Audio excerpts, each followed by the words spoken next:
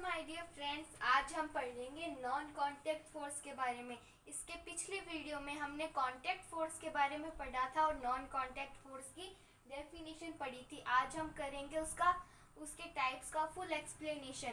तो non contact force क्या होता है? जैसे दो ऑब्जेक्ट है, उन दोनों के ऊपर फोर्स लगाने के लिए बीच में नहीं होता है, उसको क्या बोलते हैं? Non contact force. जैसे अर्थ की जो ग्रेविटी है वो किसी भी ऑब्जेक्ट को अपनी ओर खींचती है, बीच में उसको खींचने वाला कोई कॉन्टेक्टर नहीं होता, इसलिए उसको क्या बोलते हैं?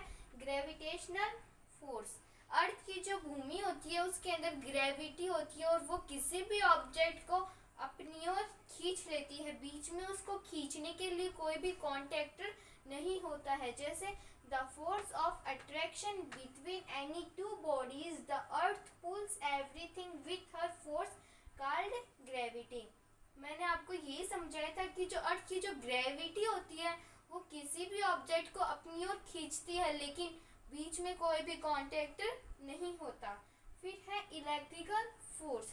The force of attraction between electrically charged body and uncharged body. किसी भी बॉडी को अगर हम चार्ज कर लेते हैं, अपनी ह्यूमन बींग्स की जो बॉडी होती है उसके ऊपर किसी भी हम प्लास्टिक के ऑब्जेक्ट को रब करेंगे तो वो गर्म हो जाएगा और हम फिर पेपर के जो स्मॉल स्मॉल पीसेज है वो अपने आप उसके ऊपर अट्रैक्ट हो जाएंगे। बीच में कोई कॉन्टेक्ट नहीं होता उनको अट्रैक्ट करने के लिए, इसलिए वो किसका एग्जाम्पल है?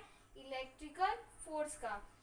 नेक्स्ट है मैग्नेटिक फोर्स। मैग्नेट का मतलब क्या होता है? चुंबक। तो जो चुंबक होती है वो किसी भी स्टील के या फिर आयरन के ऑब्जेक्ट को अपनी ओर खींच लेती है दूर से ही, उसको बीच में खींचने के लिए किसी भी कॉन्टेक्टर की जरूरत नहीं होती। जैसे the strange property of substances of attract iron और steel object towards itself is magnetic property. जो आयरन और स्टील के ऑब्जेक्ट्स को जो मैग्नेट अपनी ओर खींचती है उसको ही क्या बोलते हैं? Magnetic property.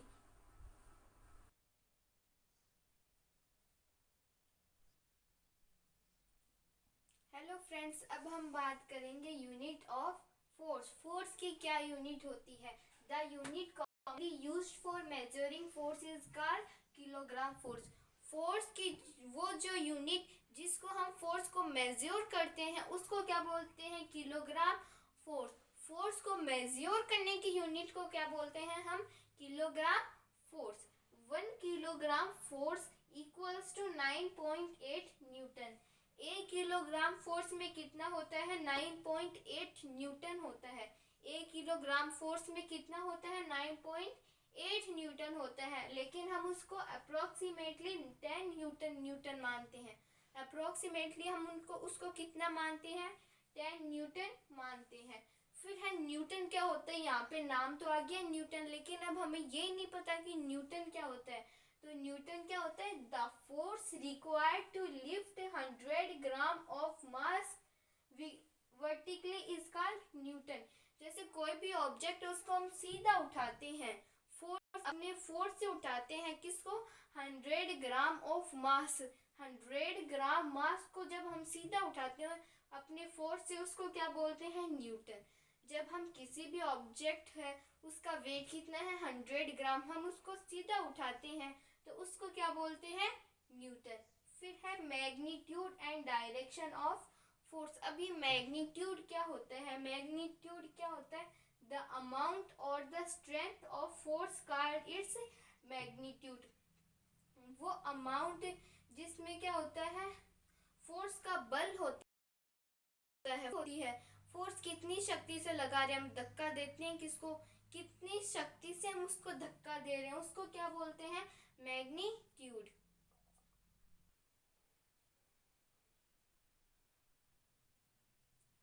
अब हम बात करेंगे डायरेक्शन ऑफ फोर्स। फोर्स की डायरेक्शन जैसे 0, 100, 200 एंड 300, इसमें किधर तक जा रहा है? 300 तक। और कौन सी डायरेक्शन है ये? ईस्ट तक। तो इसको क्या बोलते हैं? डायरेक्शन ऑफ फोर्स की। फोर्स की ये डायरेक्शन है और उस फोर्स की डायरेक्शन में लास्ट में क्या आता है? एरो का साइन आता है। क्या आता है? एरो का साइन आता है। फिर है एडिशन ऑफ फोर्स। फोर्स का एडिशन। अब हम सोचेंगे कि एडिशन तो मैथमेटिक्स में होता है, फिर ये साइंस में एडिशन कहाँ से आ गया। जैसे ये कोई भी ऑब्जेक्ट है, इसमें इधर से कोई फोर्स लगा रहा है, जैसे इधर से ये कोई फोर्स लगा रहा है, ये कितना फोर्स लगा रहा है 200 क्या लगा रहा है 200 ग्राम फोर्स लगा रहा है मतलब। और इधर कोई और है, इधर मान लो आपका फ्रेंड है, वो कितनी लगा रहा है, वो भी 200 लगा रहे हैं। तो इसकी जो डायरेक्शन है वो यहाँ पर ही रहेगी, ये ना तो इधर जाएगा और ना ही इधर जाएगा, ये यहाँ पर ही रहेगा। अब है आपका जो फ्रेंड है वो अच्छा है और वो आपकी तरफ आ गया फोर्स लगाने के लिए, उसने भी इधर कितना फोर्स लगाया 200, इधर भी इसने भी 200 फोर्स लगा दिया। तो कितना हो गया 200 आपका और 200 आपके फ्रेंड का, तो कितना हो गया 400 ग्राम, मतलब जितना भी, तो 400 हो गया। ये क्या है रिजल्टिंग आंसर, ये क्या है रिजल्टिंग आंसर। अब है सब्ट्रैक्शन ऑफ फोर्स का सब्ट्रैक्शन। जैसे ये कोई ऑब्जेक्ट है, इसमें इधर आप फोर्स लगा रहे हो, आपने कितना लगाया 300, और इधर आपका फ्रेंड है, उसने कितना लगाया 200।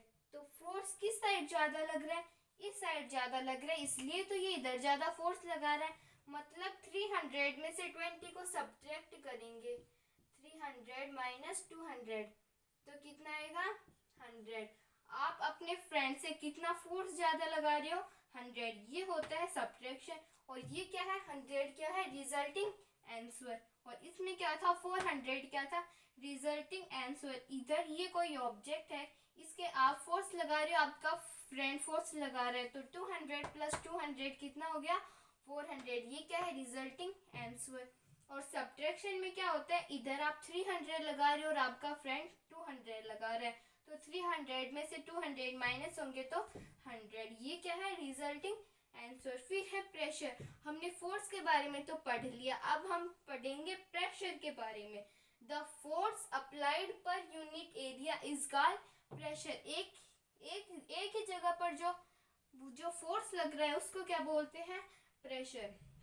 हम कोई भी कील ठोकते हैं हथौड़े पे, तो वो कील इतनी सी जगह पे ही तो जाती है, वो कील यहाँ पे तो ठुकेगी, ऐसे तो नहीं कि वो यहाँ पे ठुक जाएगी, वो यहाँ पे ठुकेगी, इसके लिए उसको क्या बोलते हैं प्रेशर। अब प्रेशर का फॉर्मूला क्या होता है फोर्स अपॉन एरिया।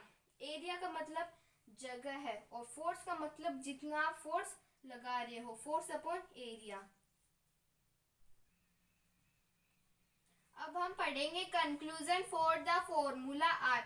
हमने जो न्यूटन फोर्स प्रेशर का देखा था, क्या देखा था हमने फोर्स अपॉन एरिया, ये देखा था। उसके आधार पर क्या होता है, जैसे lesser the area of contact of A given body the more is the pressure exerted by it.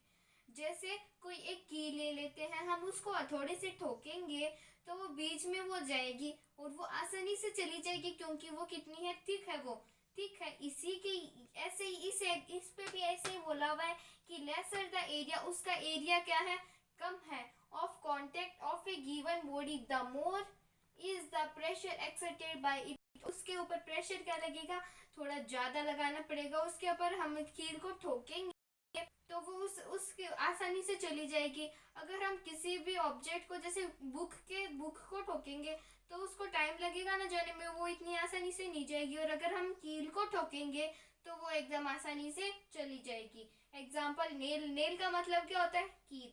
The more the area of contact of A given body the lesser the pressure it will exert. अब अगर उसका contact area ज्यादा होगा तो वो इतनी आसानी से उसके अंदर नहीं जा पाएगी। जैसे कि हम किसी भी बुक को ठोकेंगे, किसी भी ऑब्जेक्ट से ठोकेंगे, लेकिन वो इतनी आसानी से नहीं जाएगी क्योंकि उसका एरिया क्या है बड़ा है। और अगर कोई छोटा एरिया होता तो वो अंदर आसानी से चली जाती। फिर है यूनिट ऑफ प्रेशर। प्रेशर की यूनिट, ऐसा unit of pressure is Newton पर मीटर स्क्वायर। ऐसा प्रेशर की ऐसा यूनिट क्या होती है न्यूटन पर मीटर स्क्वायर, और उसको और क्या बोलते हैं पास्कल। क्या होती है यूनिट ऑफ प्रेशर, उसको बोलते हैं यूनिट ऑफ प्रेशर। प्रेशर की यूनिट क्या होती है ऐसा यूनिट, न्यूटन पर मीटर स्क्वायर और pascal. Okay, less the area, अगर कोई वो थिन होगी, पतली होगी, तो वो अंदर आसानी से चली जाएगी। अगर उसका कांटेक्ट एरिया मतलब ज़्यादा होगा तो वो इतनी आसानी से नहीं जाएगी। फिर है एसआई यूनिट। एसआई यूनिट क्या होती है प्रेशर की? न्यूटन पर मीटर स्क्वायर। क्या होती है? न्यूटन पर मीटर स्क्वायर। और उसको हम क्या बोलते हैं? पास्कल। तो आपको हमारा ये वीडियो कैसा लगा हमें कमेंट बॉक्स में ज़रूर बताना। Thank you for watching the video.